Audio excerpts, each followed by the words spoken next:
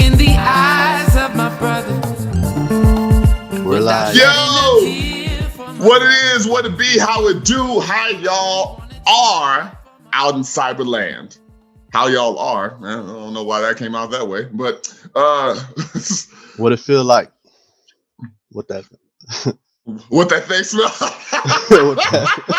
That's so, what's so crazy? I knew we was gonna take it there. I literally played that song this morning. That, I woke up thinking about that song for some odd reason.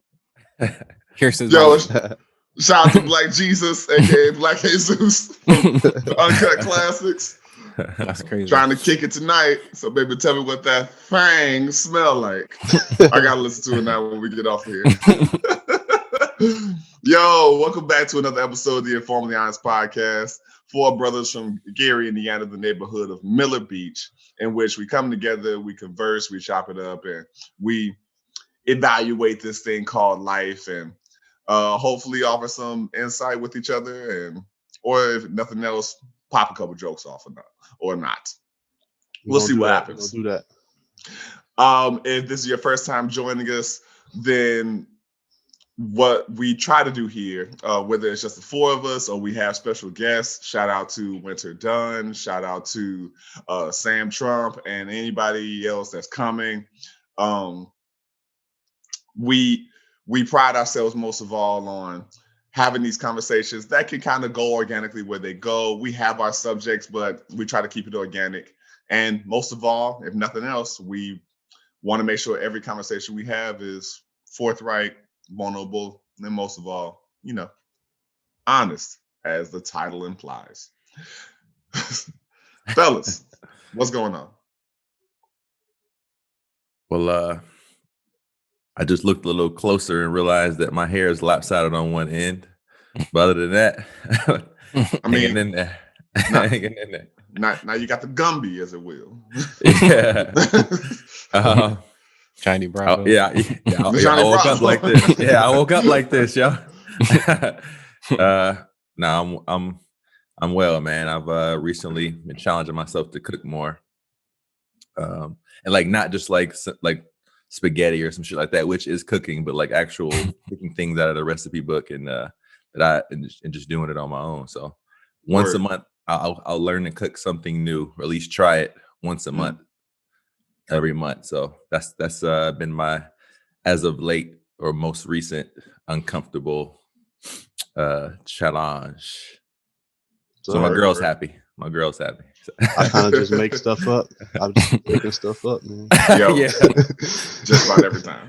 What do I have that I now just throw some shit in the pan? Figure it out. A lot of them are very simple. This book is based on like very simple recipes, but with like intense taste and texture. So a lot of it is like what they had, like a bunch of things. So what's on the recipe, you don't actually have to use. They have a lot of substitutes that you can use just around the house if you don't have this or that. Yeah. Nice. Yeah. I can imagine the versatility that it also offers, because I'm sure this is a vegetarian cookbook.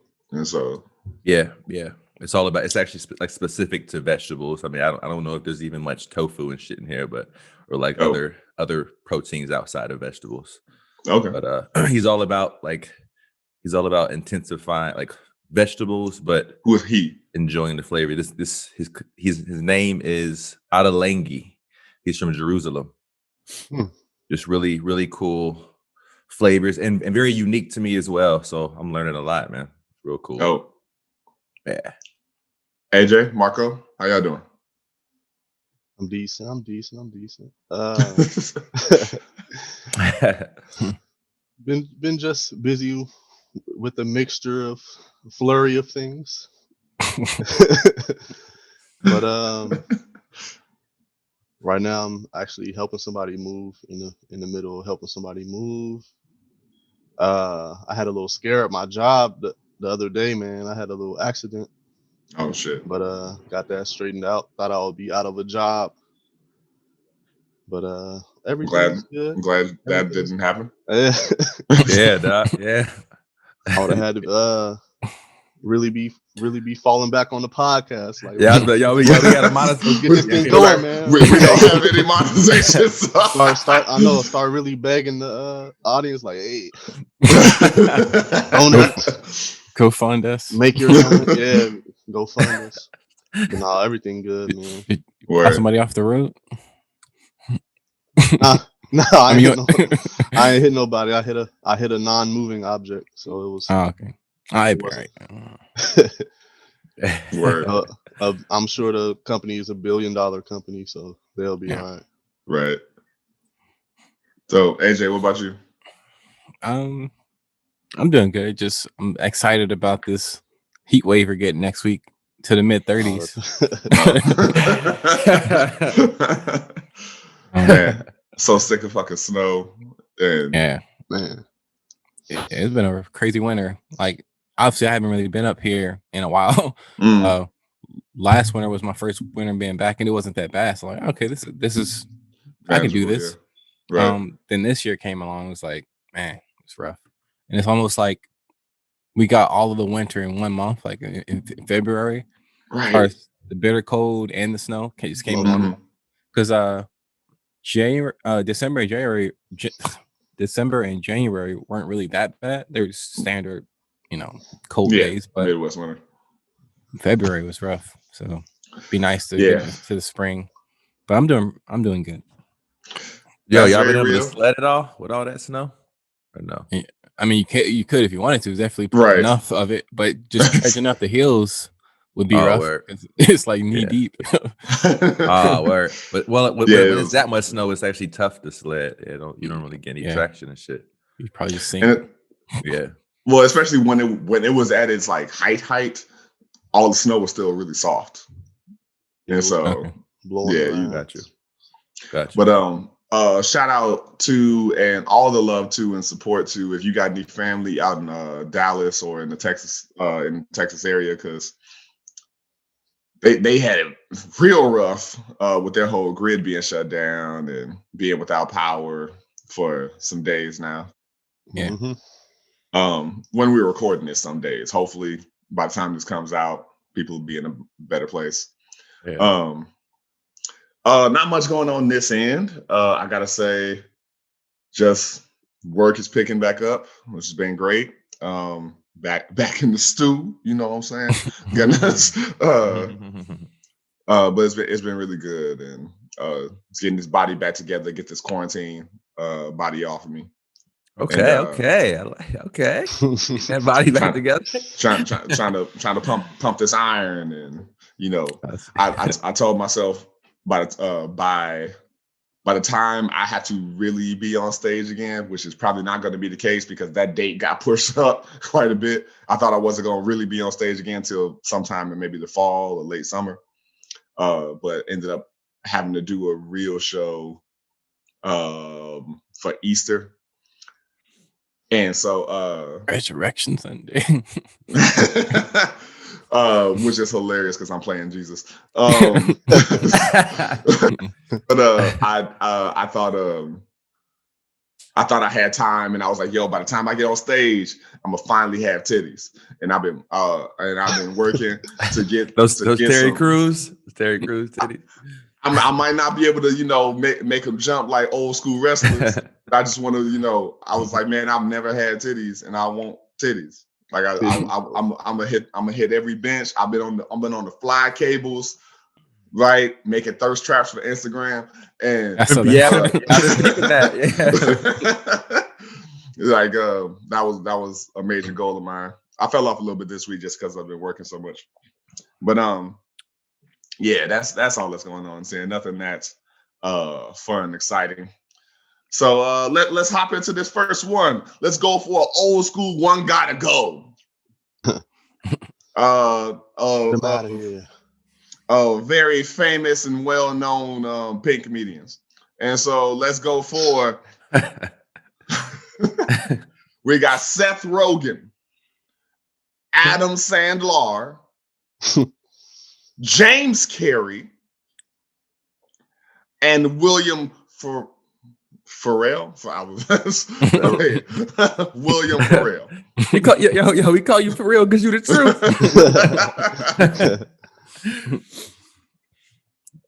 Does Seth have a longer? Yeah, that's a good question. Is it Sethuary? Sethuary. Sethuary. But yeah, so Marco, Googler extraordinaire. Let's run down the list of these. So let's start with Seth Arnold. Y'all want to go with Seth? Yeah. Okay. What's in this catalog? He don't have no long name. So we going with just acting credits because all of these guys got producer credits and director credits. Okay. How about we do this even? How about we almost do this like tournament style? Mm-hmm. Yeah. And so we can do that. Doesn't make it very safe. But who y'all want? Who's going up against Jim Carrey? Is it Will Ferrell or is it Adam Sandler? Dun, dun, dun. I mean, I feel like whoever go up against Jim Carrey might take an L in this. Yeah, I feel it's gonna happen anyway. But I'm gonna say who's been in the game longer? Adam Sandler? Or like in the spotlight? Jim Carrey. Oh, Jim Carrey. No. Jim Carrey's been in the longest. No, between Adam Sandler and Will Ferrell. Will Ferrell, yeah. I mean, either one's gonna lose. I'm just saying we're trying to figure out who's taking the L. Okay, Here. the tournament style doesn't work in this scenario. Just the catalog of Jim Carrey is too hard for a one-on-one. Is it safe to say that Jim Carrey is not going from anybody? Yes. Yeah. Okay. He's gonna stay on the list. Even with his problematic ass. Because even as a kid, I knew Ace Ventura 2 probably wasn't okay. But there are a lot of hilarious points in there. I feel like we could pick one of them from every one of these guys though. Oh yeah, definitely. I mean, Super Bad. Looking back on Super Bad, dude, that movie is problematic. Like when you really think about it. Well, I think they were like 14 or 17 or something when they were writing it, and like yeah, they were young as hell.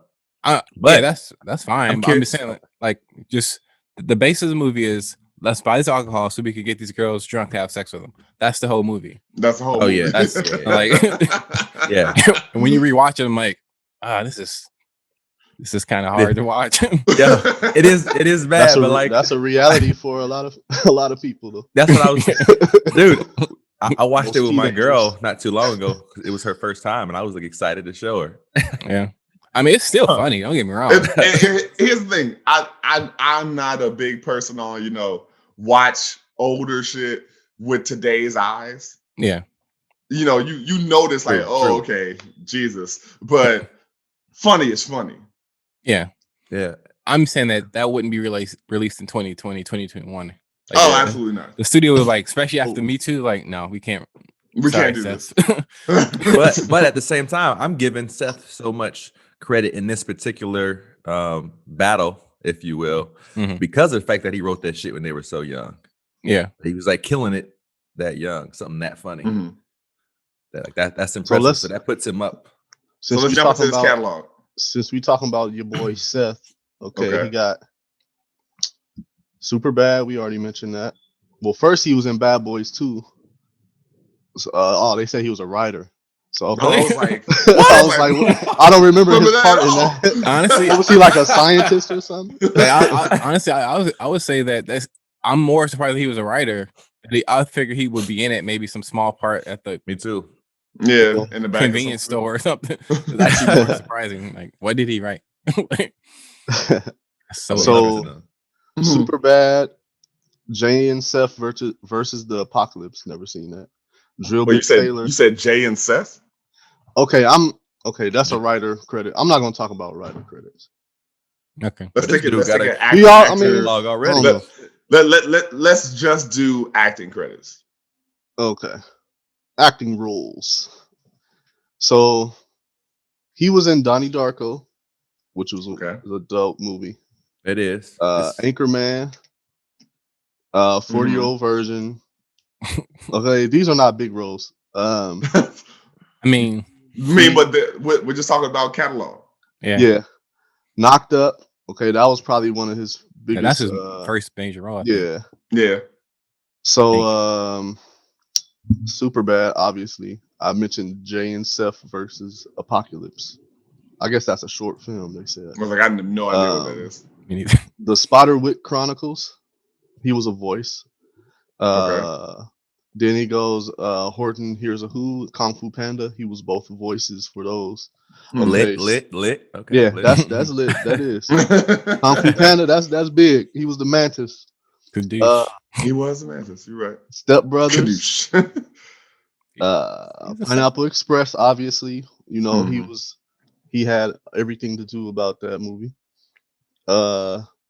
Zach and Mary Make a Porno. Hilarious classic to me. So that's pretty big. Fanboys, never seen it. Monsters versus Aliens, he was a voice. Observe and Report, that was kind of funny.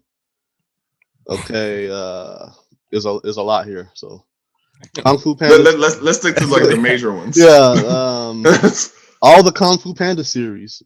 Right, because he played the main character. This Is the End. Neighbors, also hilarious. That was funny. Yeah. 22 Jump Street, The Interview, the Steve Jobs movie. Wait, I thought that was the one. I thought that was the South Korean movie.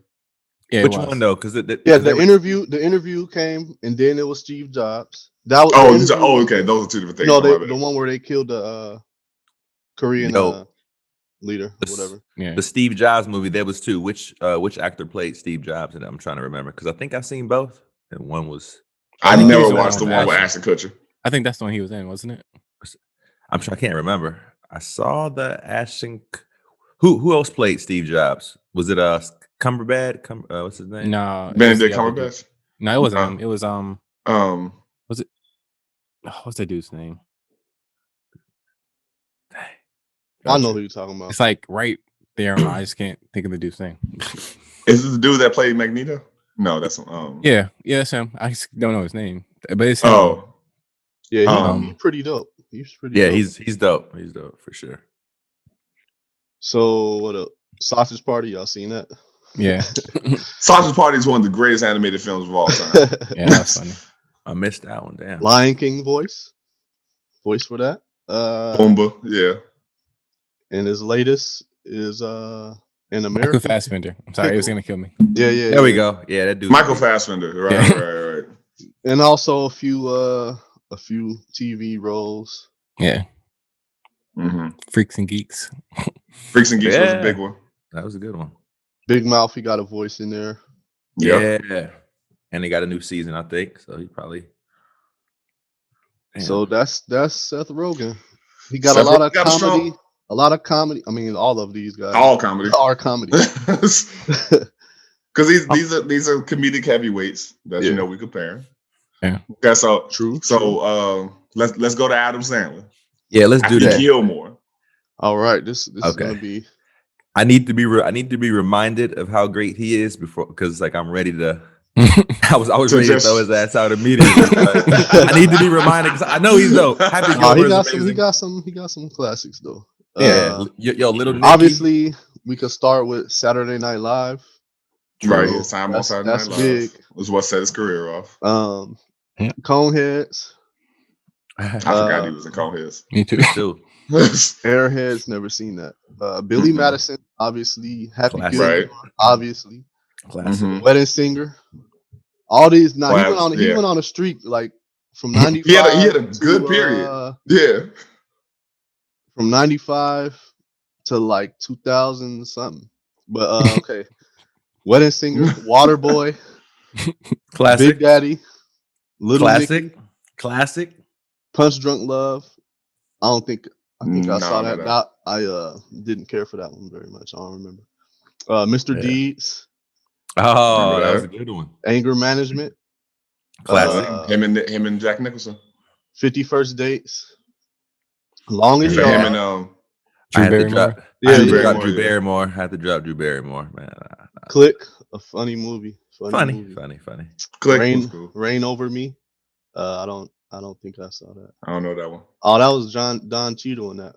Oh I yeah. now pronounce. I don't think that was a comedy. Nah. Okay. Chuck and Larry. Mhm. I think I've seen that one. The Zohan movie. This where he kind of fell off for me. Woo. Zohan would be that movie for Adam Sandler. Funny People. Never saw it. Grown Ups. I saw that one. I wasn't Seth Rogen in it? Funny People. I think so. You are correct. Yeah. Okay. So I think I've seen crossover. that you gotta one. throw that one out. Oh, wait a minute. Cancel Funny each other People. out. Yeah, I think I saw that one. I think Grown Ups. Eminem was in that movie. Yeah, like a little cameo. It's Both random. Grown Ups. Jack and Jill. Hotel Transylvania. This where he get in his animation bag. Pixels. Hotel That was good. Pennsylvania. Number I did 2. like Pixels was surprisingly good. That got a bad rap for no reason. Man, I liked it. I never saw it, man. You gotta check it out. And then we got Ridiculous 6. The Meyerowitz stories. Murder Mystery. Didn't see that. Uncut Gems, as we were talking about earlier, off air. Hubie Halloween. I don't know. Man, Yeah, that was a Netflix special. That was bad. It was bad. Damn. So they didn't mention that once. What's that movie? The Cobbler that was on. Bruh, okay. I love that movie. This is not even his complete list. This is just like a few hits. Word. So A couple Billboard 100s. yeah. So just in those two, who you riding for? This ain't even to put them out, you know. We just to take a little break from the reading. Like who you riding for in that? I'm gonna show Adam Sandler some love with this matchup, honestly, because Yeah. Well, it's just too many classics for Seth Rogen. You know what I mean? If Seth Rogen was in the game a little bit longer, then he can compete with Adam Sandler. Agreed. This is just too much for his overbearing for him. So and here's the thing. I'll kind of give you that good on Adam Sandler, and especially because I'm pretty sure most of the ones we recognize as his classics, his company produced them. And so, sure, I'm with that. But I don't know anything that I find anything in Adam Sandler's movie catalog that I find as funny as Sausage Party. Honestly, I mean, I don't think Sausage Party was. It was cool, I don't think it was like the great, what they call it, like your best work. What you call it? Masterpiece.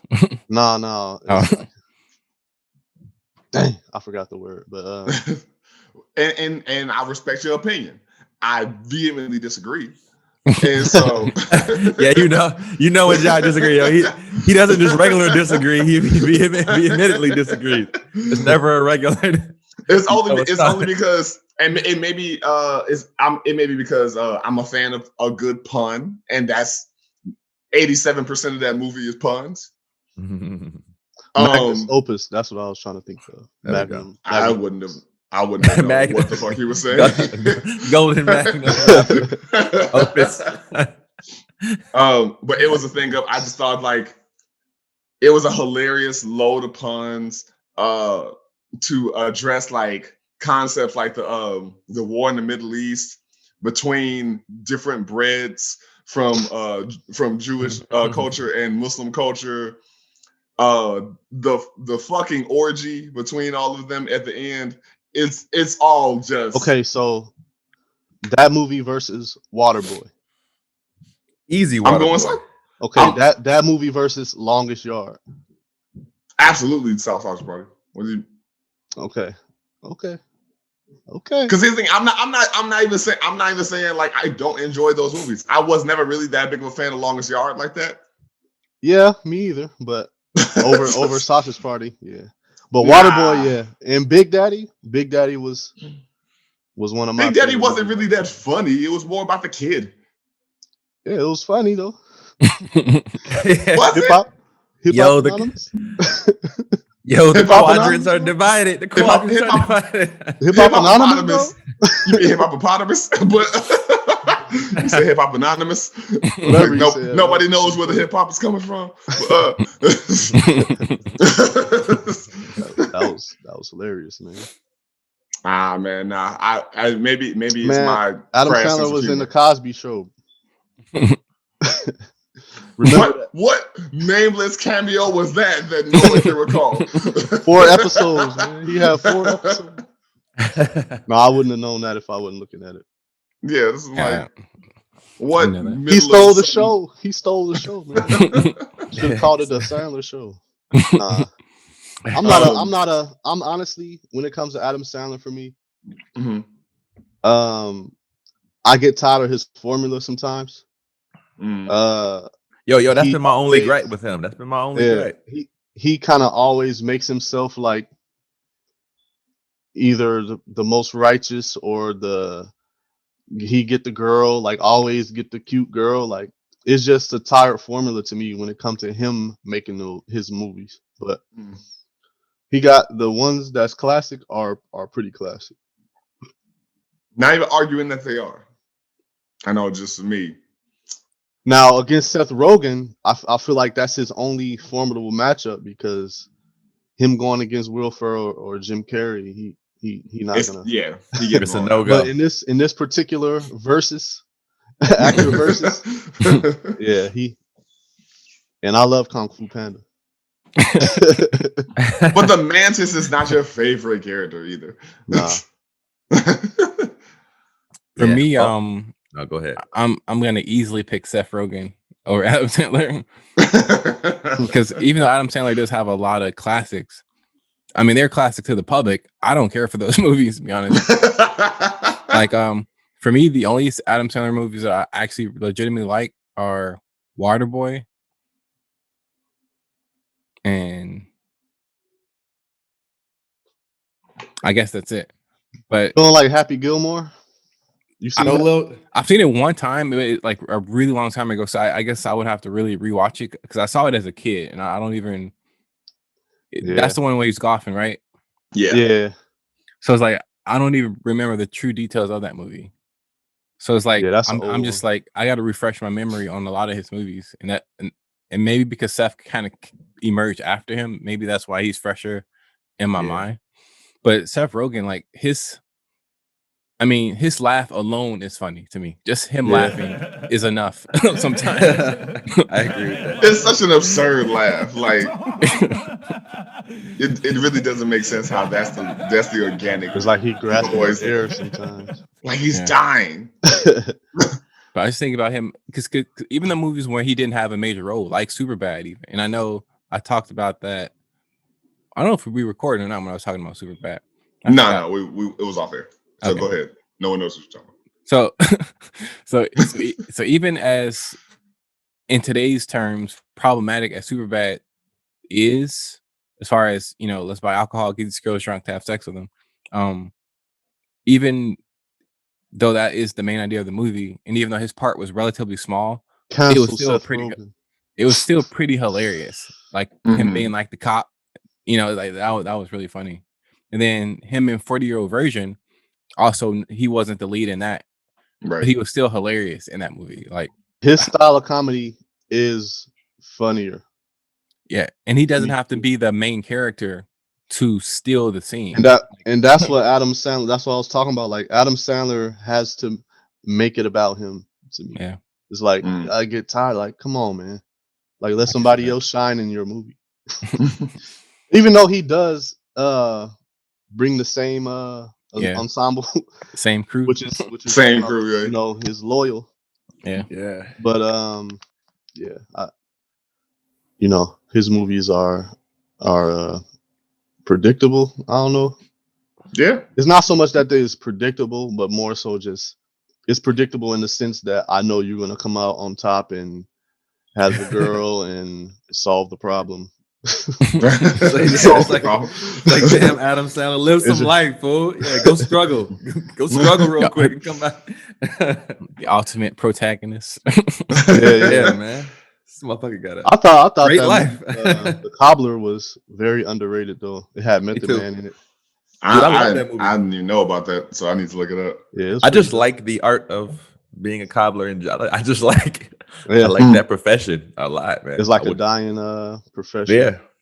And I think that's what it's random, but I think what's the actor who left most recently? And he was a great actor. He was in the movie The Man in the Iron Mask or something with the world. No. He left the business to go become a cobbler, to go study in France. Yeah, I definitely thought he meant tired too. No. I was like, I was another way with that. Yeah, I was trying to think of some recent deaths. I left out some key information. Let me research that for you, bro.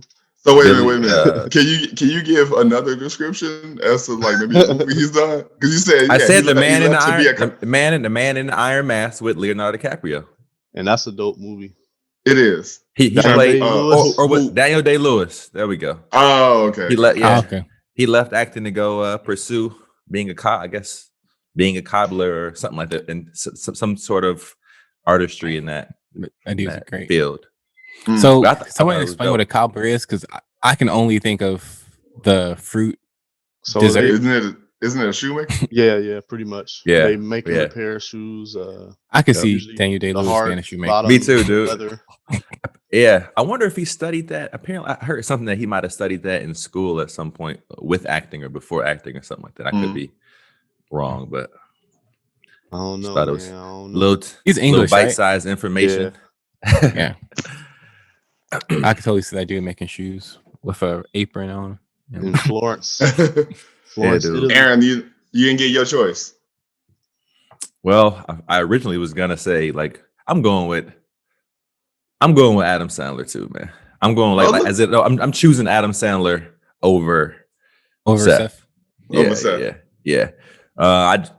Some of those classics like The Cobbler, Mr. Deeds, Lil Nicky, like all his classics are just good enough for me, and he's been in the game too long for me to knock him out over Seth. The other two, I mean, he doesn't have a fucking chance. He doesn't have a shot in hell. Hey, Seth Rogen is killing with the voice acting though. Yes, he is. Not that he's not killing it with the other stuff, but he really doing it with the voice acting. If we give Seth Rogen some more time and then we come back, I'm choosing Seth probably. You still haven't seen Sausage Party. You need about 2 more hits under his belt. Right. I haven't seen Sausage Party, strictly off the name, off the title, but strictly off the title, you know. No, I'm kidding. I knew, man. I don't know. Okay, so other two we got Will Ferrell, Jim Carrey. Let's start with Will Ferrell. You want to go with Will? All right. So we got, he was in Austin Powers. I don't remember him. Do y'all remember him in that? I don't remember him. No. Okay. Night at the Roxbury. Classic. Yeah. Superstar. Classic. Y'all remember that? Yep. Absolutely. Oh, okay. What was that about? About homegirl. I think it was a character on SNL.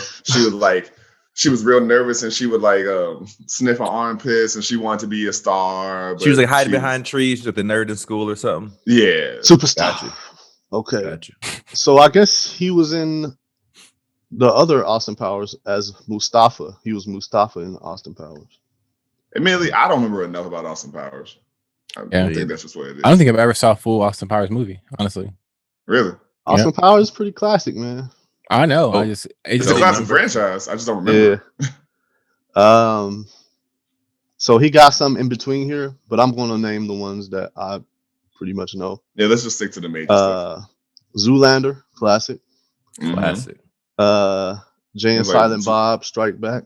I don't remember him being in. I don't whatever. Okay. Old School. Yeah. That's big. Classic. That year he killed Classic. Damn. Yeah. 2003, he killed it. Old School Elf. Damn. Anchorman. Okay, next year he Mhm. had that run. Bro. Started in 2001. He Oh, didn't man. stop. Shit. Starsky and Hutch. Shit.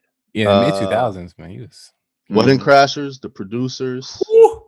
Mhm. and that's underrated. The Producers, man. Never saw that Bewitched, actually. Kicking and Screaming. The soccer movie. Hey, Yeah. he went hard. Talladega Nights, Woo.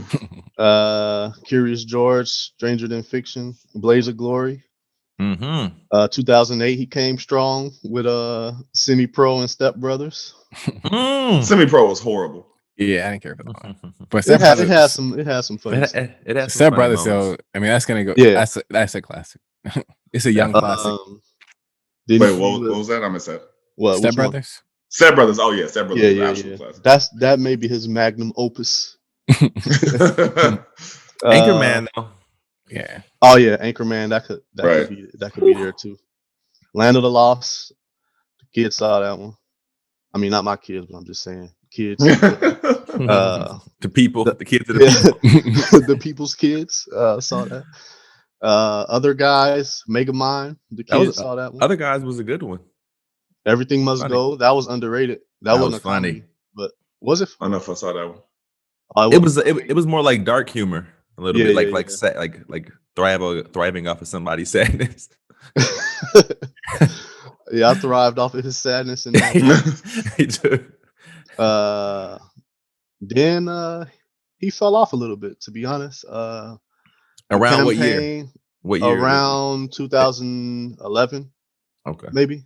The Internship.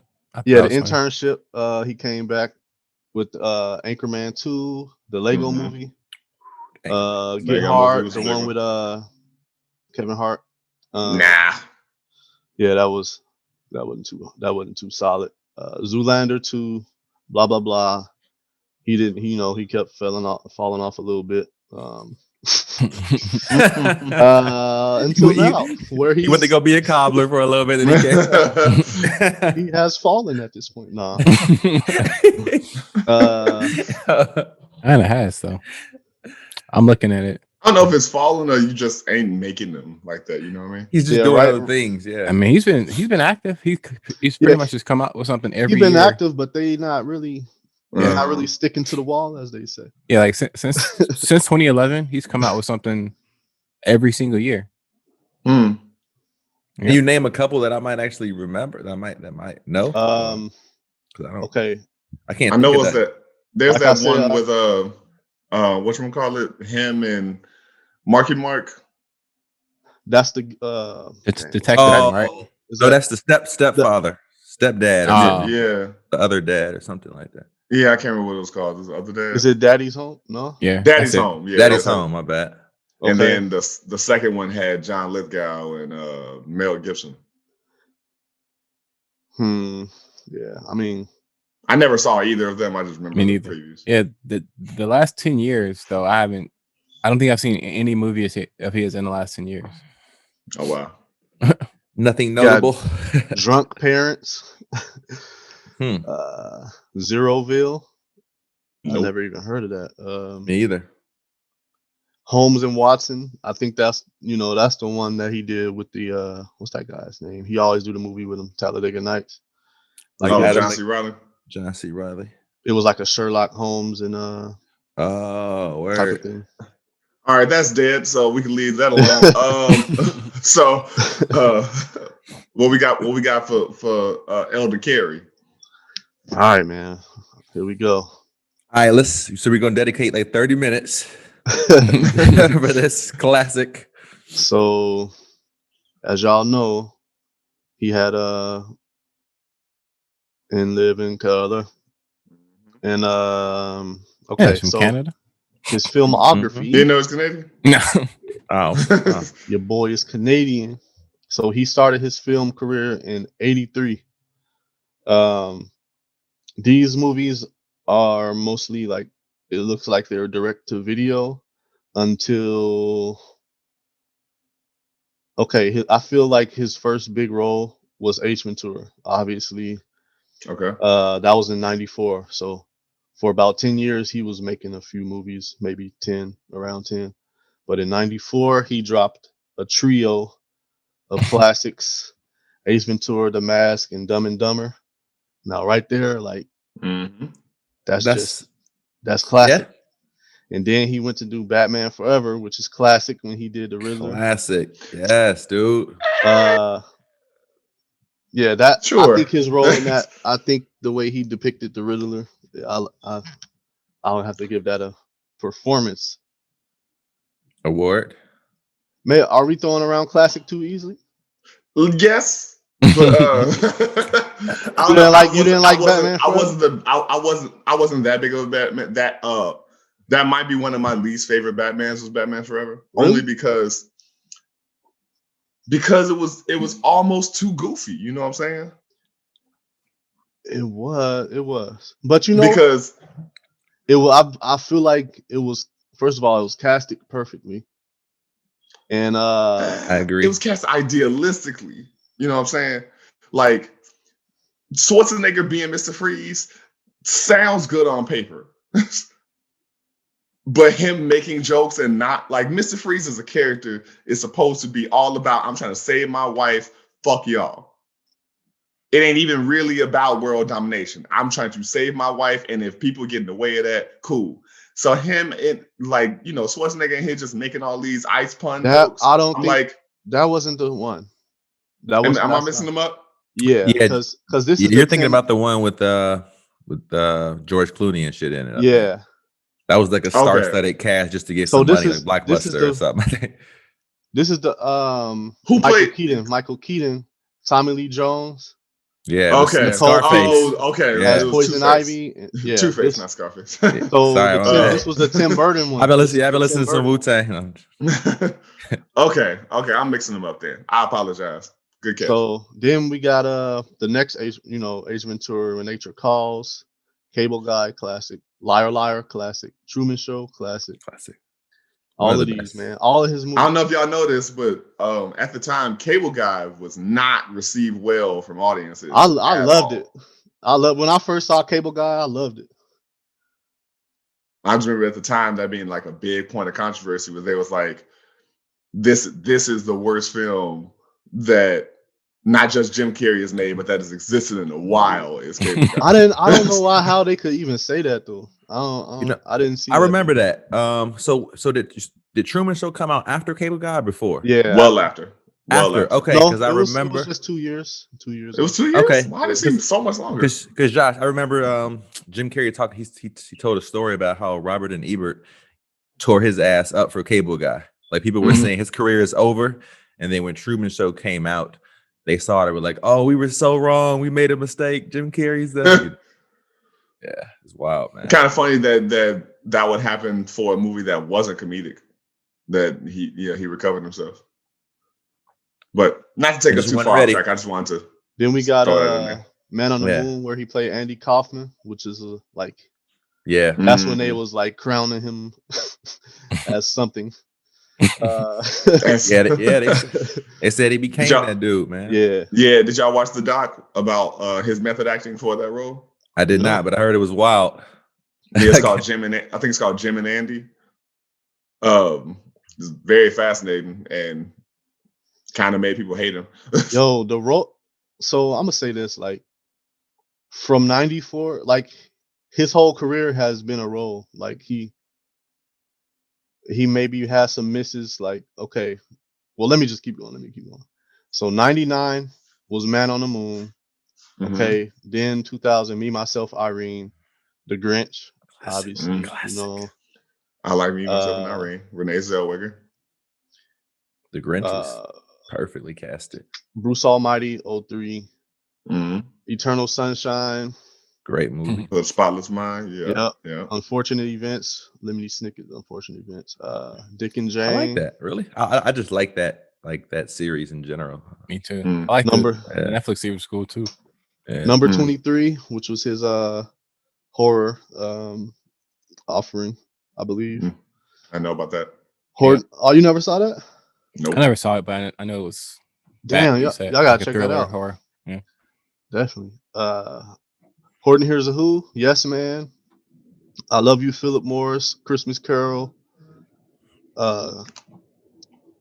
He actually was in Anchorman 2. We got to cancel that out. I remember that. Yeah, Anchorman 2 was long. They just had a bunch of cameos. Yeah. I don't know that we need to cancel it out because it was a cameo. It wasn't like he was really in it. Yeah. Christmas Carol, I said that. Popper's Penguins, Kick-Ass 2, Dumb and Dumber 2.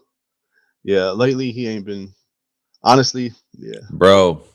Well, we're just talking about late, movies or shows? Just movies, right? Oh yeah, that's true. Primarily movies. Because he has a show called Kidding on its second season. That's incredible. Yeah. I'm not familiar. What's come on? It's on Prime. Showtime. I think I saw it on. It's on Showtime, but you can find it on Amazon Prime. Yeah. But Word. Okay. Showtime. It's great, bro. His latest movie, he killed it though as Dr. Robotnik. I haven't seen that. Sonic. I wanted to, man. I haven't seen it. Yeah, he killed that role. But yeah, TV. You know, he got his TV like Aaron said. Kidding. He started on SNL, right? No, not SNL. He started on Living Color. Yeah, Living Color. Yeah. Okay, so with those catalogs we got with Jim Carrey and with Will Ferrell, who you got? Jim Carrey. Well, who are we kicking out, or who? Well, I'm saying since we did one against the other for Seth and Adam, let's see who you got on this, and then we'll go overall. Jim Carrey, Jim, man. Easy peasy. Now, is Jim just winning because of legendary status and clout? Or no, because his movies has brought him that. yeah. His talent has brought him all of that. I'm not saying that. I'm just saying, you know. I get what you mean. Like, he wasn't Jim Carrey before these movies. I get you. I know what you mean. Jim Carrey, but he wasn't Jim Carrey. A lot of times people hype somebody up. Yeah, I know what you mean. And we have a longer attachment to Jim Carrey than anybody else. We all grew up with In Living Color, so we've seen literally all of their careers unfold, and we've been with him the longest. I feel like in almost every category, like, okay, who's funnier? Who's got the better movies? Who's went on the better run? All of the categories that I could think of. Who's versatile? Yeah. Versatile. All the categories I could think of, he's pretty much checking the boxes. I'll choose The Mask and Truman Show too. over. I'll choose that over any Will Ferrell movie. I'll choose The Truman Show and The Mask, except for maybe Anchorman and Step Brothers. Those are the two where I get like where they're equal. But after that, I mean, it's Jim Carrey all the way. And just straight up acting, like Jim Carrey could really act. Yes, Jim Carrey. Especially up against these guys. Not saying they can't, but Jim Carrey can really do. To my knowledge, they haven't. Yeah, I mean, Adam maybe tried to do some more serious stuff. And Will Ferrell a little bit. Let me say maybe because he got Uncut Gems, and that wasn't a comedic role. Yeah, a lot of every time Adam tries to do some serious roles, it turns into some fucking romantic comedy, and Drew Barrymore pops up somewhere. Yeah. Come on, man. Okay, so it's safe to say, like Adam said before, it's safe to say Jim's not going anywhere. He will not be going anywhere, but I'm gonna pick Will Ferrell actually over. Argue your case, sir. Yo, my nose is running. It's getting hot in here. and this is why. It's purely because I'm just simply more familiar with Will Ferrell's work. That's. And I know that I'm supposed to say Jim Carrey, but honestly, you ain't supposed to do nothing but be black and die. Society, it's your world. It's your world. As a society is gonna pick Jim Carrey. But for me, like I said, I'm literally just more familiar with Will Ferrell's work. Like, there's a lot of Jim Carrey movies I haven't seen. I don't know. I think society right now would probably pick Step Brothers over any of all of it. It's much more fresh and more hot. Like from what it depends people know on. now. It depends on what generation you're asking. Yeah, this generation will probably pick Step Brothers. That's For like sure. the most recent hit of all of these. Yeah, like big but our hit, age you group, know. like our age group though, I'm guessing with Yeah. Jim Carrey because we grew up on The Mask and Ace Ventura and stuff like that. Probably. I would actually argue that I think it'd be split. I think there are some people that may be attached to their nostalgic feelings about Jim Carrey, Mhm. and then there's some people who are like quoting Step Brothers and Anchorman today, so they'll lean that way. Yeah, That's a good point. because I'm looking at Jim Carrey's movies and like a lot of his classics I actually haven't seen. Like Ace Ventura, Wow. I never seen Ace Ventura before. Really? Nope. Okay. Like, That's So either many one? times. yeah, I've seen bits and pieces, but I've never seen the whole movie. Well, that makes as sense. a- Me, then. myself, and I see. Irene. I've seen that one. I really like that movie actually. I mean, But, Yes like, Man. Yes Man. I saw that one. That was a Actually, great right, movie. but I don't I've seen really know that I was a fan of Yes Man. I love Liar Liar. I thought Liar Liar was hilarious. Liar Liar's classic. But Adam, as a football fan, both Ace Venturas have extremely problematic things to do with them. But as a football fan, watching the first one, I think made have a different kind of connection for you anyway, just because it centers around Dan Marino's Dolphins. Yeah. And then the second one happens in Africa, and there's like a lot of shit to do with that. Laces out. There's so many hilarious quotables in both of them. Mhm. Yeah, and I like I said, I know Jim Carrey is probably one of the most talented people in Hollywood. I just haven't seen a lot of his work, just for whatever reason. But yeah, I'm scrolling now. Like I haven't seen a lot of these actually. Yeah, I don't know if he took any acting classes. I don't think he did. I know he didn't have like a degree or anything in it. I think he said like it was either I was going to be a janitor or go into comedy. We know which way he went. It was a different world back in the 80s and 90s where that could happen more easily. Well, I feel like in comedy that's tough to get into. No, comedy is extremely tough to get into, but I mean, literally everyone that we now know as big comedians for the most part had to start in stand-up in some capacity. Got you. Yeah, now. But Jim is not known for his stand-up. Got you. Okay, got you. But I think if he would have went down that route, he would have been pretty good at stand-up. No, I mean he did stand-up, but he did stand-up to do. Stand-up. He would. I saw an old clip. I can't remember what movie it was from. I watched all these old documentaries and whatnot. But he had a clip where he was wearing some like yellow suit. Yes, yeah. And he pretty much used his stand-up to do impressions. Right. Yeah. And so that was what eventually led him to auditioning for SNL. He didn't get SNL, and then auditioned for In Living Color, and Keenan gave him a chance. Yeah, man. I want to see what he gonna do next. Honestly, I want to see what Jim Carrey is doing next. Just check out Kidding, man. Yeah, I actually saw like the first 2 episodes. Okay. I kind of forgot about it. I enjoyed it, the whole theme or whatever. Yeah. But as far as like films, I just really been waiting to see what he's gonna do next. Me too. Word. Okay, so who we got? So even though you chose Will Ferrell, are you saying that Jim is staying? Yeah. Or are you arguing? No, he's staying. Okay. Adam Sandler's gone. I mean, it's like, we didn't want to play this whittle it down game, huh? So we pretty much started this versus with 3 people. Pretty much started with 3 people. It was Adam Sandler wasn't even in there. But you know what? It was cool that we analyzed it to this level though, because at first, because they did argue like, well, maybe it's what's his name, Seth Rogen, because first I went into it like Adam Sandler was gone, no doubt. But then I was kind of on the fence for maybe like 5 minutes. Mm-hmm. I was like, okay, no, he's that's gone. true. That's a good I'm point. still on the fence between them two. Yeah. Seth Rogen and Adam Sandler. Like as far as the subject of the whole thing, like without the tournament going on. I don't know. I don't know. Fantastic trailer. We can talk about that after this if you have seen it. I don't know if Seth Rogen is ready for that Mortal Kombat against Adam Bro, Sandler. I'm telling you, yo, Adam Sandler gets that honorable mention. Even though I like Seth Rogen's works a little more, but Adam Sandler, got some things under his belt. I agree. Yeah, I agree. I'm not saying he doesn't. I am saying I can let go of Adam Sandler. Yeah.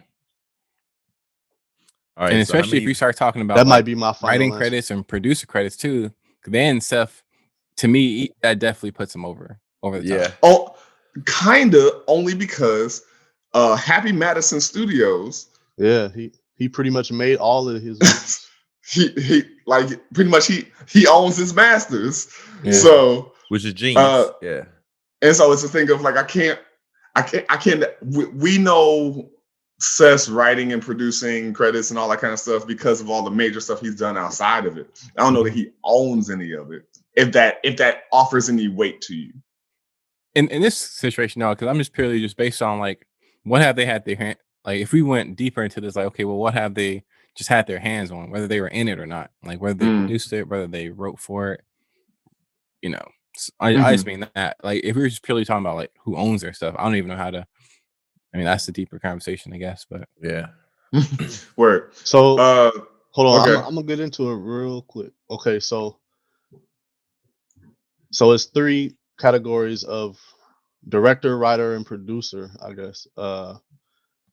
Seth Rogen wrote, directed, and produced This Is the End in the Interview. That's it. As far as it's showing here, yeah. Okay, because I know we mentioned something about he was a writer for Bad Boys 2 or something. He was a writer on Bad Boys 2. Yeah, he was a partial writer on there. Yeah, but and that's what I'm saying. Like, I'm not saying someone that wrote the whole script or anything. Just if we just dug into like who just had any input in something, I feel like it's a whole. Yeah. That's a lot of research. We don't have time to. Yeah, I don't even want to do that. Yeah, I'm looking at the list. Like, I don't care that much. Yeah. Oof. Adam Sandler didn't, he done acted, produced, and written a few of his movies. Of course. All that trio. These Adam Sandler movies ain't exactly a lot of character depths. Yeah. So I'm not surprised that he. Yeah. So you're right. We could jump on out of that. Yo, just from that fact that like that's where Jim Carrey beats all of them, just for that fact, the character depth and the versatility. Yeah. No one but man, we were all on board with that. Clearly he's the best actor out of all of them. Yeah. I just felt inspired to say it, to read it, just felt good. Just felt good, man. So have you all like legitimately kicked out somebody? Because I know me and Josh said Adam. Yeah. Yeah, I'm kicking out Adam. Okay. I'm good with kicking out Adam. And it's unanimous. That's a lot of talk for that. I tried to shorten it from the beginning. Yo, get this motherfucking honorable mention. But no, what's funny is we had to explain why, man. We had that's cool though, because like I said, like obviously this came from a meme, and typically, if you saw this on Facebook or Instagram, people will say who they're gonna say, and that's it. But I think it's cool that we dug deep into this, like, and gave it a fair. They ain't got no podcast though. Yeah, gave it a fair trial, I guess you could say. Yeah, I mean, it's like I said, it's good to investigate meaningless shit from time to time. Yeah. And justice has been served. Hit the road, Jack. Adam Sandler. Hit the road, Jack. Don't you come back? No more. And just to piggyback on what Adam said, much like every woman I've ever made love to, it was good to dig deep. And so I like that Obama cadence you did. Yeah. And if there is any misunderstanding, that America is the greatest country in the world. To pivot it into relationships, Adam threw this thing in the chat that I think we need to try to unpack, because it's Valentine's Day was like a week ago, and there's a lot of interpretations on the origins of Valentine's Day and whatnot, about Saint Valentine being a serial killer, or there was another thing I saw about like period blood. I don't remember what it was. You can't I heard that it's probably not true, but there are somewhere, was it Italy or somewhere where there were some Catholic folks. Anyway, they ended up beheading someone whose last name was Valentine on the 14th, but 3 years apart. So like it was a that doesn't make sense. So what I'm saying is, on February 14th, back hundreds of years ago, there was a man by the last name of Valentine that was beheaded. 3 years later, a coincidental situation happened where they ended up beheading another man named Valentine on the 14th. What that has to do with love and stuff, I have no idea. But that's just, you know. But like I said, that's probably not true. But it's just another thing. And like I said, I don't really know either. That's great. And if I can offer the story that I had heard once upon a time, that I have no actual evidence to whether or not it's true. I had heard it was a thing of some old Jack the Ripper shit that some cat, Saint Valentine, used to pretty much fucking kill women and would leave roses on their dead bodies. And he was finally tried and killed for being a serial killer on February 14th. You know what? Either way, it's just really cool to hear little tidbits, man. It's good to offer tidbits. You know what I'm saying? It's such an offering. All right. And if you have your own Valentine stories of, or make some shit up. Who cares? Send it to us. I feel like I looked into this a long time ago, but I just don't remember time ago. But I don't remember. I don't remember exactly what it was about. But they're saying that Saint Valentine, all them people that saying Valentine's. Stop. Yeah. It's entertaining, but come on. But nah, they said it was a feast day, a Christian feast day honoring one or two early Christian martyrs named Saint Valentine. Okay, so that's the first thing it says here, but it goes into a long thing. But I guess that's one of the origin stories. So let's get into this shit. All right. Not going to read this person's name, but I am going to put on my dumb nigga voice as I read it. It's a Facebook status, and it goes, I guess I'll be the first guy to say it. If your dude ain't posting pics of you acknowledging that y'all are together on social media, he either already cheating or at least talking to other females. Don't fall for that. Don't want no excuse me. You can read. Don't fall for that that don't want no drama or I don't like people in my business bullshit. Us men love to show off our trophies. It's a pride thing. Either he ain't proud of you or he still got a few stray hoes who was still fucking with him. If he did post who would stop fucking with him if he did post you on his timeline. First of all, I don't think that's true. That last part. Like and for anybody who's like, man, Joshua can't read for shit, there's no punctuation mark anywhere on here. So that was a struggle read. I can acknowledge this. So I will go out on a limb here and say none of that stuff is true. It's just at all what they have experienced. Everybody don't need to have or care about, having a trophy, anything. Like everybody's life doesn't have to be, have to be glamored over, by other people. And it's just how you go about doing things.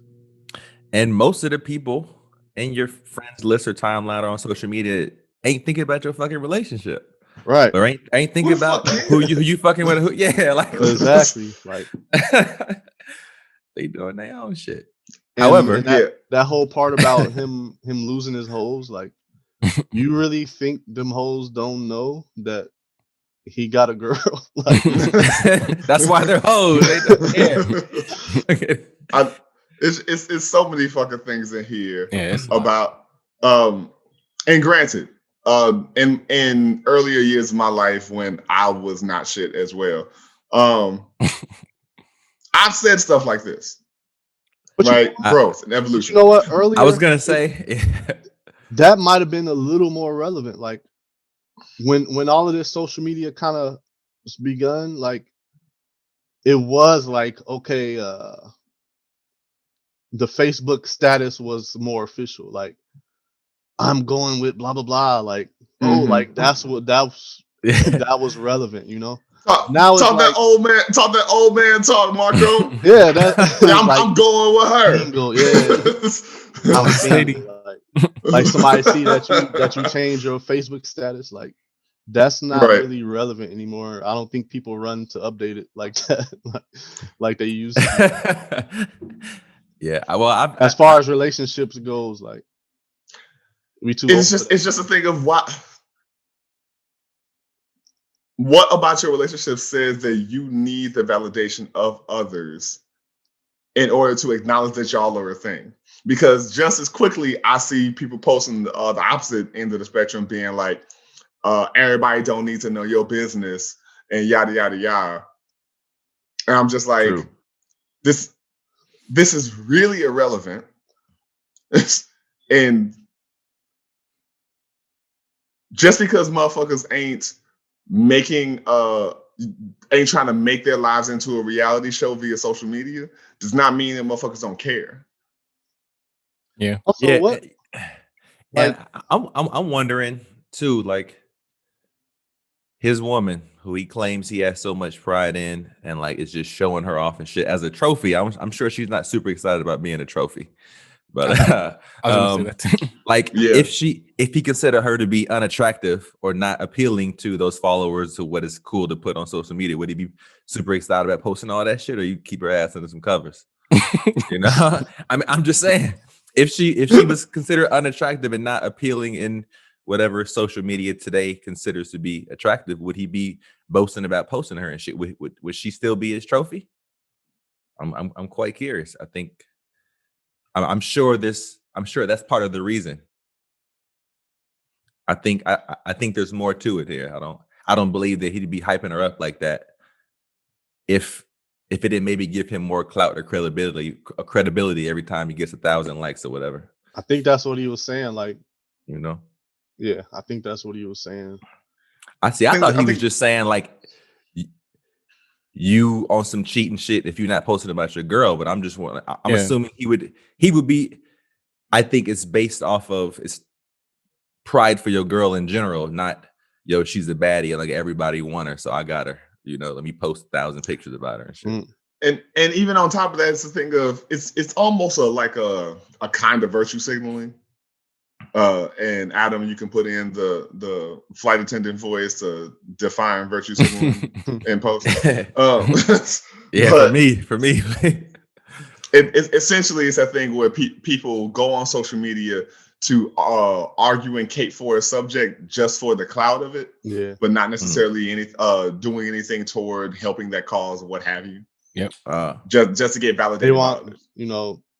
They want to seem the most virtuous because it makes them look like it's kind of equivalent of when you have guys that will hop on social media and claim that they're a feminist. Yeah. Not that they're doing anything in that world. It's purely so women can like, yeah, look at him. He's taking up for us. I'm like, no, he's not. And he may be so my totally lying about his points. Well, my question for that is, what is it like? How do you decipher? Is it based on like if they've done something, if they've actually done something to better that particular demographic? I guess it's the or thing whatever? of even if it was just a thing of conversation and whatnot, are you being a part of those conversations only via social media, and are you only going in to troll, or are you actually offering resources, what have you? Or Yeah, if it's you, okay. if you know Is this it, person, you know them in Exactly. real life. Like Yep. when I'm You around know this what their person, actions are. yeah, it's like gotcha. they're making up stuff. Yeah, because Word. there's a person that, man, how do I say this without being obvious? So there's a person that we are all familiar with that claims to be this and that, but it's like, we know you behind the scenes. You're not that person. So I it's know like, exactly what you're talking about. that's funny. So it's like, it's just interesting. Like, like you said, like people want to be like a persona online. And Mhm. Yeah. what's funny is my Instagram name is, that's honest. That's where that comes from. It's Internet Adam. It kind of plays on the fact that like everyone is a different person of themselves to a certain extent, whether it's very minor or very major. Some Yeah, I people mean, are, some people become a whole different person to make money. Like there's people that are a whole different person online, but it's a job for them. Right. And by all means, pay your bills if that's how you're doing it, I guess. But it's just but just to backpedal a bit to the relationship thing, because I was just kind of silent on that part. Like I think it's more of a immaturity thing. Like the people that feel like they have to do that, it's like, I feel like when I was maybe like 20, 21, you might have seen more pictures of me and my significant other, online. Even then, it still wasn't a lot, but it was more prevalent because you know how Facebook has like the things that you said 8 years ago, whatever. Your memories, yeah. Yeah, yeah. and sometimes I'll be scrolling and it would be some cheesy thing that I said about about my wife. Like Mhm. I would never say that today, not on here, maybe in person or Person, right. via anniversary card or something. But it's like there's no reason to say this on Facebook. It's like, and it's like I just think that, and I'm just not, I don't share a lot of personal stuff online anyway. Mhm. Whether it's about my relationship, my family, like if it's my sister's birthday or my brother's birthday, not that there's anything wrong with spreading that love on social media, but it's like I'm gonna just call them or I'm gonna just text them or I'm gonna, but I think people feel like the public display means more, and maybe it does. But it's like, obviously if you look at my Facebook profile or whatever, it's pretty much politics, political jokes, sports. That's pretty much it. But there's not going to be anything about me and my relationship on there. Right. Maybe if we like travel somewhere, you might see a photo or two, but it's like, because at the end of the day, people don't really care like that. Like, But it's like, Agreed. I think the thing is kind of that people use social media, like we kind of just touched on it, for different reasons, and some people use it kind of as like a journal almost, yeah, like to document this moment in time, which is kind of what it is, but Mhm. they do it more you know rigorously. So it's like some people need that, and some people been doing it so long that they can't stop, and they like the drama of Involving what everybody else's opinions and right, shit. and when Yeah. other people come comment or have something to Right. say, that's what they want, they want the whole game. So Yeah. Let me pose this to y'all. Thinking about your own relationships or relationships that you've witnessed, primarily speaking toward intimate relationships, partnerships, etc. What's the ratio you think between relationships built in, conceived out of, or built on the foundation of insecurity and validation outside of yourself, versus let me work on me and bring that to someone? Should I choose to engage them? This is a tough one wait, to discuss. I got the both sides, but how you saying, what's the ratio between that? Is that So like, humble opinion, I think majority of people live their romantic life through the lens of their insecurities. Oh, yeah. And so it's a thing of when you have people have these ideas of my other half, I need to find somebody to complete me. I excuse me, what am I trying to say? Like they have all these things where they're saying like, oh, I need to find the one, where you're like, you're putting all this on another person to make you feel whole. Or they, like they always ask you like, do you love me? Or like needing that confirmation constantly.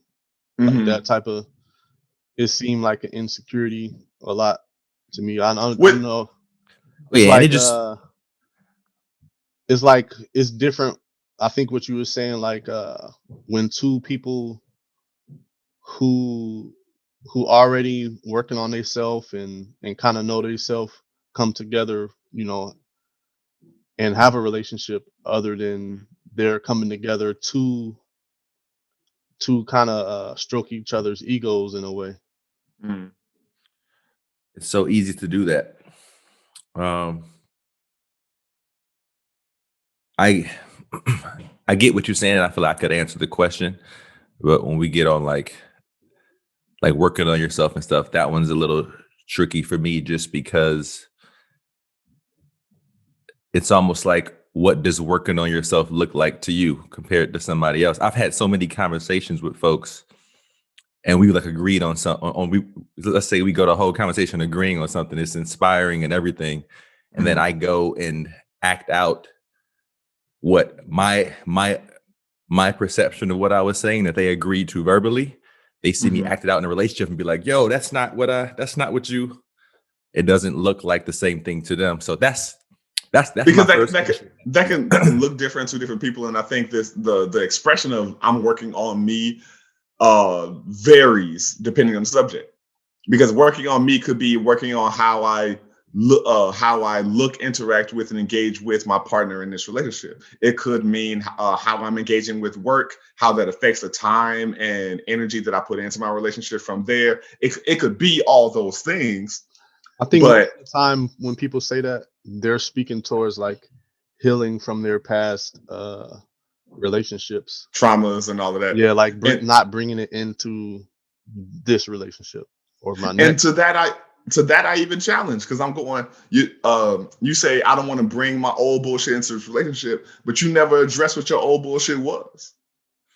Well, yes. That's why, like, if they don't, that's why when somebody, that's why there's got to be some leeway and understand. That's why, like, the person who you're saying it to, who you're saying I'm working on myself, who's receiving it, has to understand it. Like, it's working, and they have to be working on themselves too, to be able to have the compassion and understanding to be like, yo, I see that shit in myself because I'm still working on mine. So I understand that it's a process for you to be working on yours. That's not what you said yesterday. You're not doing what we talked about. No, this is the working, recognizing that I'm in my ego, or I had a lapse of judgment, or whatever you want to call it. And now I'm back to clarity, and I'm willing to step up again and be like, yo, is this shit still worth it to move on or not? That's like a, yeah, absolutely. And if you get caught, I just want to really quick say, I just want to really comment on the on the meme from the dude. I do want to say I did understand or resonate with one part of him before I get all like, am I like healing and shit. Let me go back to some when I wasn't shit. Really, sure.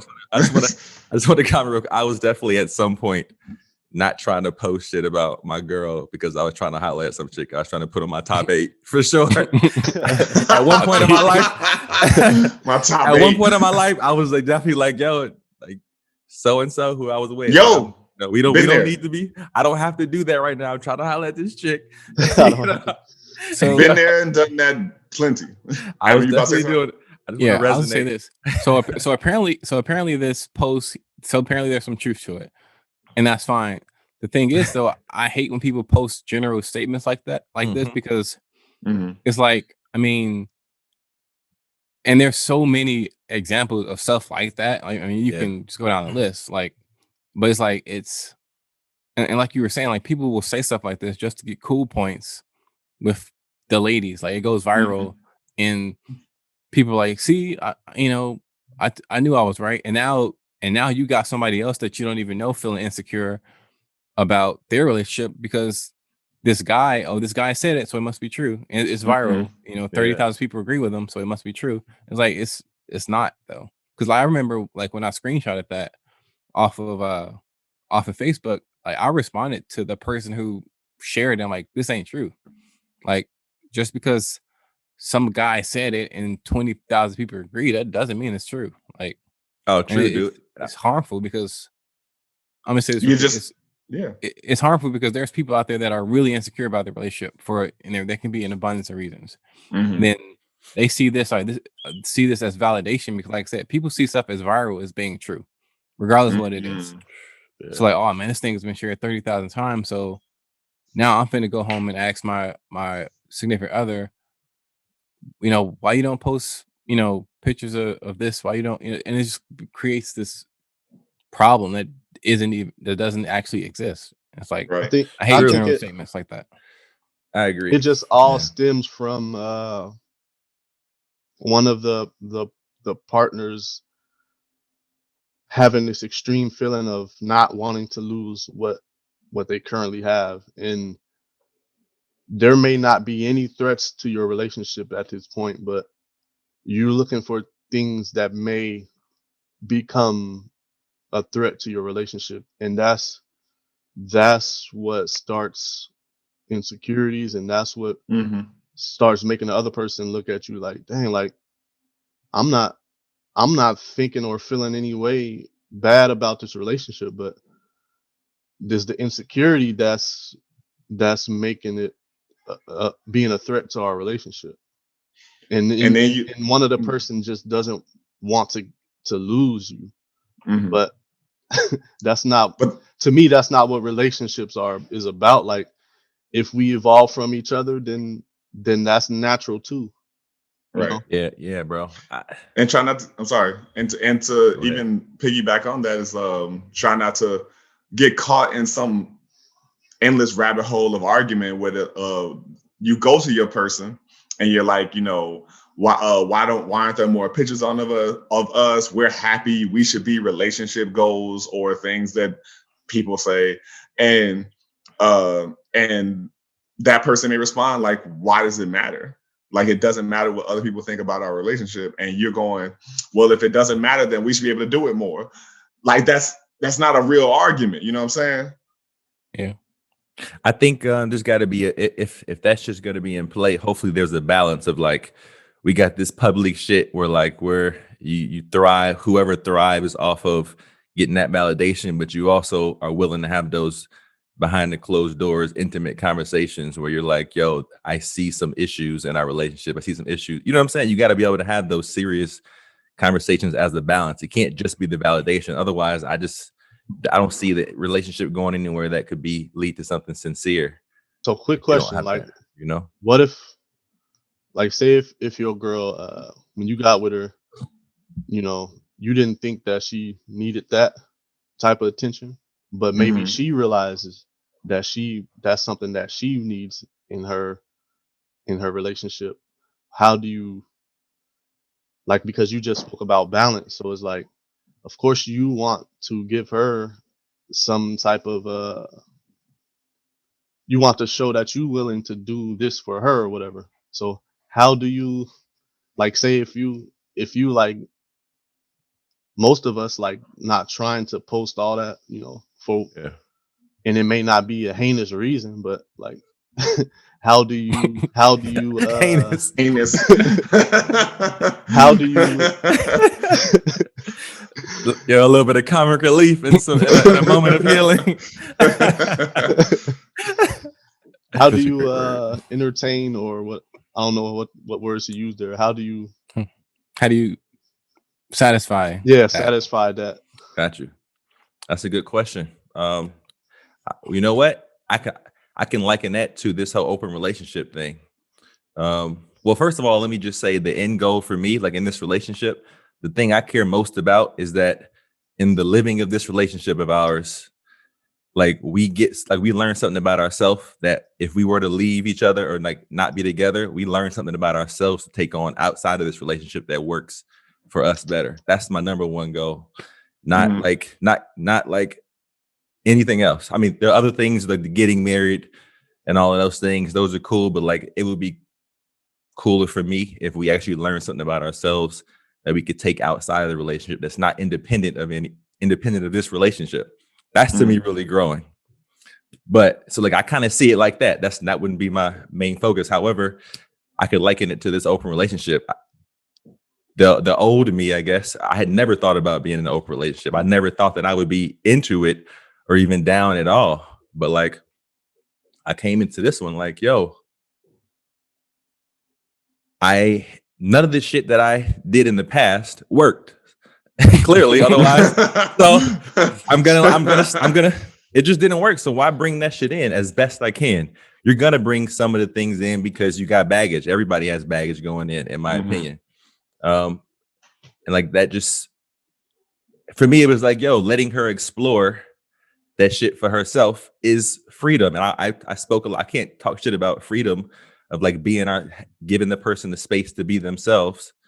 And then also checking in and being like, all right, is it still worth it for both of us to stay in this relationship and move on together? Or are we not in agreement anymore?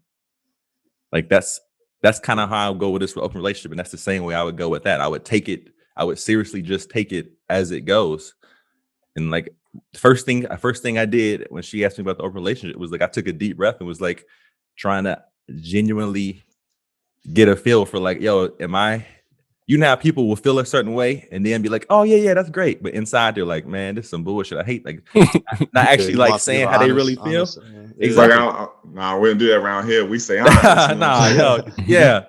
So I took a deep breath, like, yo, I didn't feel any resistance to it. So I was like, well, you know, I'll at least, we'll just check in and shit. So I think I would do the same thing with that. I mean, I can only say it now without having had the subject come up. It's hard to really give an honest answer without the living of it. Yeah, but, I can get that. I'm also in an open relationship, and it's the easiest. And hold on one second. I guess it's out there now. You guess you can't edit all that, Adam. My bad. Can't edit all that. That was my bad. That was my bad. Shit. Yeah, you said it, and I was like, yeah. I almost want to type it in the chat. Like, you sure you want to talk about this, sir? He called me in a forthright, vulnerable, and honest moment. Shout out to Nat. You cool. But yeah, it's the easiest relationship I've ever been in, and it's also one of the most challenging because the easy part is communicating. Oh, all I got to do is just talk about all of it. Cool. And then you realize there's some hood nigga mentalities that you ain't got rid of yet. So, like everything is real good and progressive till another dick show up, and you're like, okay, there's some things to evaluate here. Didn't know I was gonna feel that. That's interesting though, because it seemed like it make you be honest with yourself more than it would. And that's what it is. It's a high point of vulnerability to go, okay, a feeling that I did not know I was going to have has come crashing. But that doesn't mean you're a bad person. It doesn't necessarily mean, everything you thought you worked through is a lie, yada, yada, yada. It just means like, oh, okay, you thought you were a full butterfly. You thought you were a butterfree, and nigga, you a cocooner. Like you ain't, you still in there, right? Yeah. Pokemon references. Yeah. Yeah. And so it is that thing where it's very humbling when life shows you ain't evolved as much as you thought you did, nigga. So yeah. Would you look at it as, I mean, I see what you're saying, but it could just be, I mean, obviously if it's toxic, then you haven't evolved. But if it's things that's just like, this is who I am type of thing, it's not necessarily a good or a bad thing. It's just like, I'm learning myself. I think there's a That's difference. what it always is for me.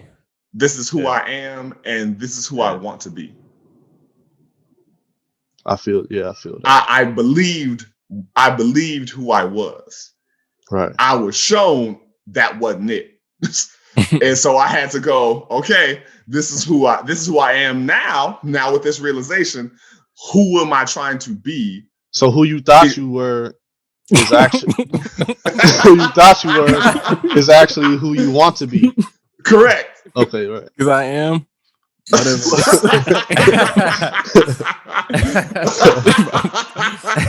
I just keep hearing like am and not and who you were. I think therefore I am, man. Let's get philosophical. Right. So to make all that more concise, like I said, the person that I believed the person I want to be is who I believed I was. Yeah, man. I'm always. I was like, you're never getting this better. You say. So yeah, the person I believed who I was, is who I want to be, and I realized I wasn't there yet, and so I was like, okay, you got more work to do. Yeah, man. Give us some. Shout out to the philosopher who said, "I think therefore I am." Which shout out to the I don't agree with. From by the way, Brooklyn I don't that fuck said, with him. Nigga, you thought You don't mess with him. No, I think he was talking about consciousness. No, I don't think he was talking about like. No, I think I'm a mathematician, but I. Yeah. So this is a good one. Have y'all ever had a moment like that where you're working on growing as a person, as a man, as a artist, what have you, and then reality gave you that good old backhand to show you like, nah, not quite. I think that happened a lot, man. I'm Yeah, trying to think of a a certain instance, but I ain't talking about jabs. I'm talking about haymakers. Hello. I mean, I guess for me, I think it's a more direct moment, but I don't even know if this qualifies for the conversation. But I guess you could say like when I was getting out of the military, I was like, cool, I'm about to. I had like a plan A, had a plan B, like we're gonna do this, we're gonna move here, and none of that worked. Like literally every plan that I had failed. With that being said, I'm not saying. I mean, a lot of it had to do with COVID-19, but I mean, and although we're not, I know we're not speaking we're not speaking like specifically like this, but it's the best example that I could think of where it's like you're trying to do this thing, but life is like no or not yet, or it's kind of like, and that was. Oh, sorry. And you have to pull out that gat. Like, it's 11:26. Who's that? And for me, it's like that was hard. I mean, it still is hard. It's to come to terms with that. I'm like, I'm not necessarily where I thought it would be, because like I thought this and that, and it's like, well, that's not how it is. So, like I said, that's not necessarily. I know that's not necessarily what we're talking about here, but I think that's a good one. That's a good one. Yeah. It's like you're trying to do this one thing, but it's like life isn't ready for you to to be there yet, which can be frustrating. So yes, it can. Yeah, man, it happens often. I would say to me because I catch myself like having these ideas of how things are, even in a relationship or something. Like just I catch myself having made a conclusion about something, and I'm like, wait a minute, that has to do with me and not her. That shit's not fair. I catch that off. It has to do with me and not her. That's why I try to take that fucking breath, dude. It's important for me to take that damn breath and see, because then I could see what I actually have to offer. If I'm like super I would use the word resistant, and if there's a lot of friction in me, emotionally wise or what have you, I don't have a whole lot to offer without an enormous amount of like. It's hard to be clear. It's much harder for me to be clear, and I have to have got to be super alert and super aware to not fall into that shit and then like spill that nonsense out on her. So I have those moments often. But the main haymaker was when I said I'd never get another relationship in my entire life. 6.5 years later, I'm meeting that, and I'm like, oh, this actually feels good. But I was certain, like when she met my aunt and like my brothers, and then they were like, yo, we thought this motherfucker wasn't gonna, be with anybody. I mean, honestly, when you didn't move to like Tibet, I was surprised. Yeah, yo, actually, well, I'm not gonna say this. Never mind. I think Nat still thinks that that's like a possibility. I'm like, you can't. I don't know. There's no. I don't think there's AC in. Oh, there's definitely not. Yeah. I mean, I don't know. I've never been to Tibet. Anywho, yeah, that was my haymaker, dog. I just really thought I was about to be single forever. So, that shit caught me way off guard. Marco, you got something? I was thinking of like earlier, like in life after high school, like all of the, like for one, just to start, like about school, like being ready for, I wanted to be on my own, not even school, just being on your own. I was just so ready, like once I turned 18 to leave. And I had an apartment, and well, this was kind of after a few years after, when I had my own apartment, because I live with other people, and that was a little bit easier. But it's just like the maturity that you think you have to be a full-fledged adult and just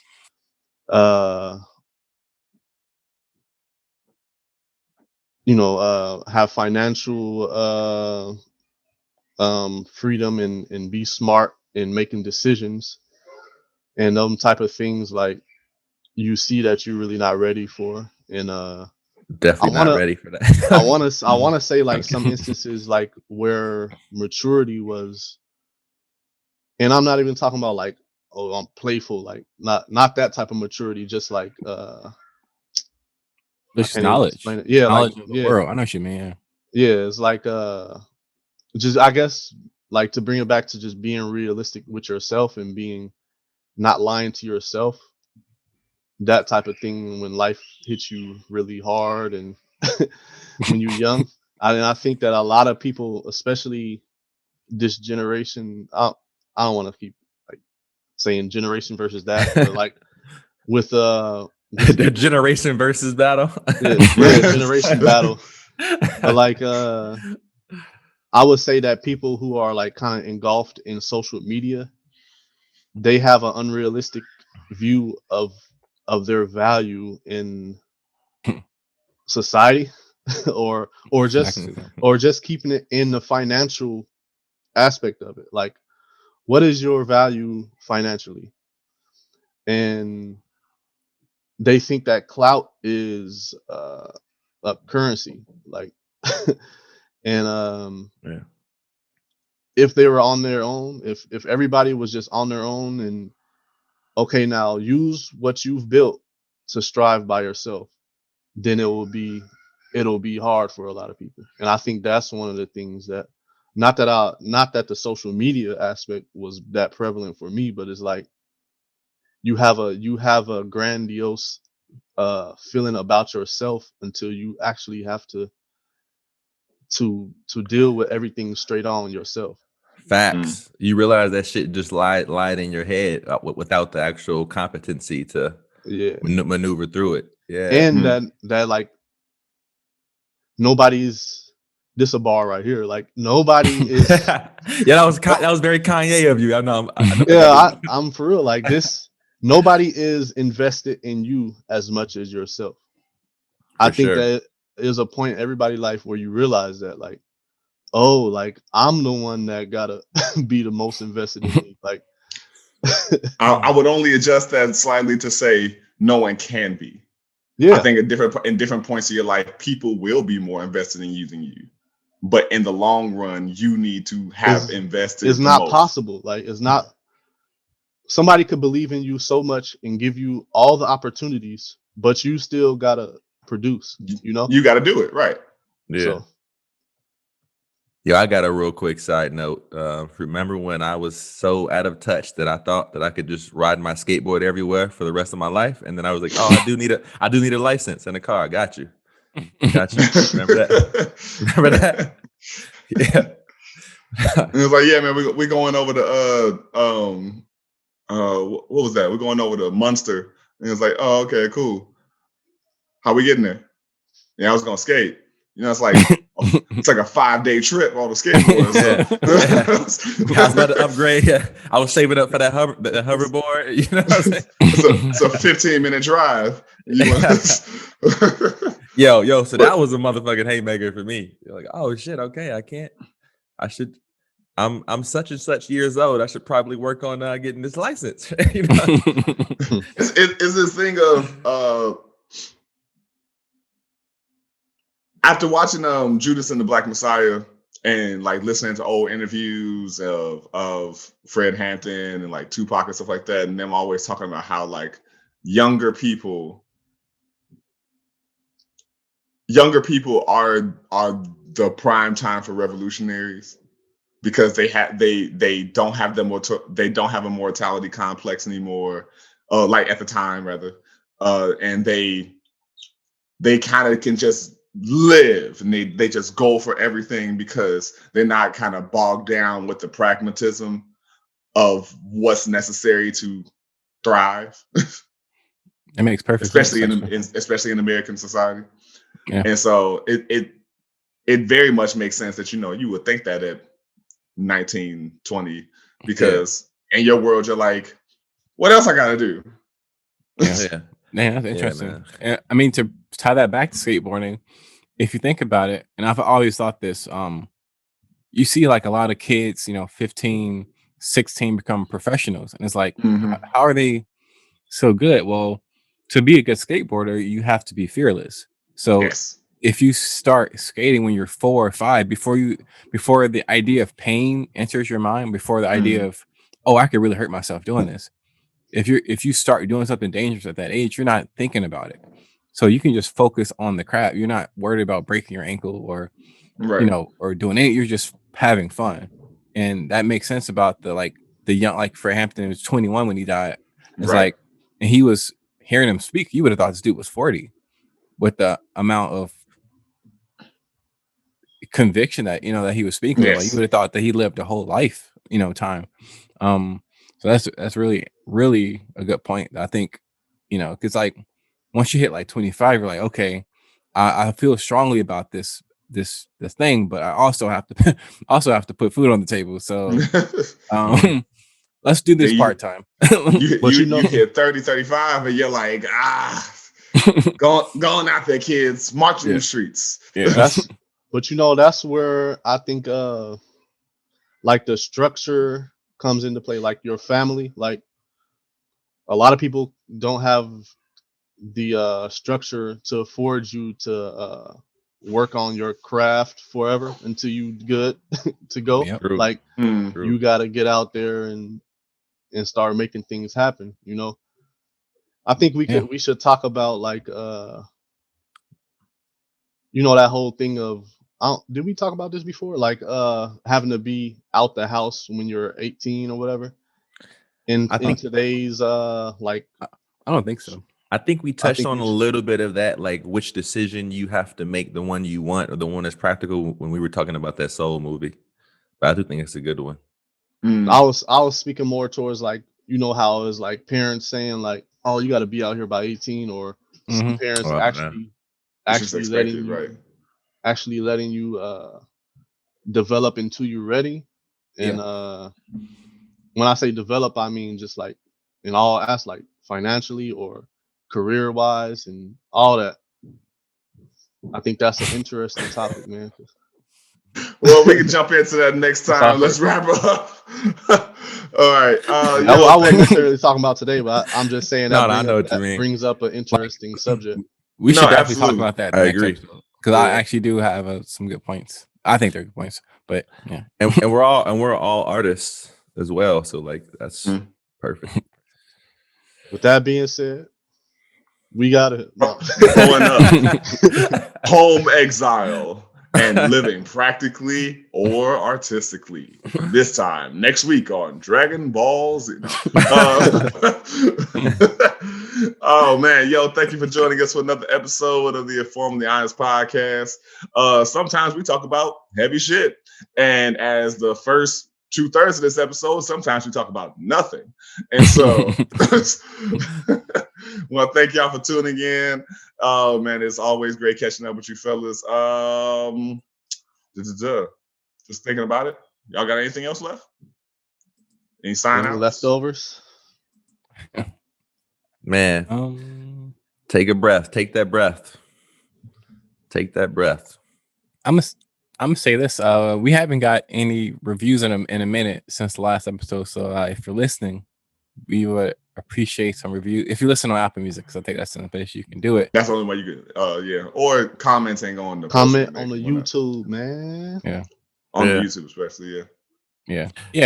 Some comments, some emails, just some engagement. Just let us know how we're doing. Anything we should change. Hit that subscribe. Yeah, and everybody that's showing us love on the Instagram, also follow us on Twitter. We do have one. Like, just send let some of that love transfer over to the Twitter, please and thank you.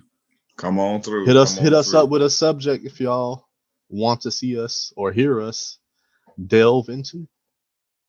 Yep, you can follow us on Instagram at InforMILLy Honest. You can hit up our Twitter, InforMILLy_HP, and you can hit up our Facebook, InforMILLy Honest Podcast. And as always, you can write us at InforMILLyHonestPodcast@gmail.com. Let us know if you want to send just typed up messages. If you send us a video, Adam can throw it on and we can respond to it in real time. And by all means, we might even start hopping on live a little more. Maybe have some conversations there and be able to let y'all jump in. Yeah, it's always a pleasure. Every conversation that you have, every engagement that you involve yourself in, whether that person be intimate, platonic, familial, what have you, whatever conversations that you have, we highly encourage that you follow our lead. Not that we're the only ones doing it, but it's just what we pride ourselves in. And that's being forthright, being vulnerable, and most of all, be honest. FVH. FVH. FVH. For Bup. Peace out. Peace out, world. Eyes of my brother, without shedding a tear for my brother. I really wanna try for my brother, 'cause I truly do feel for my brother.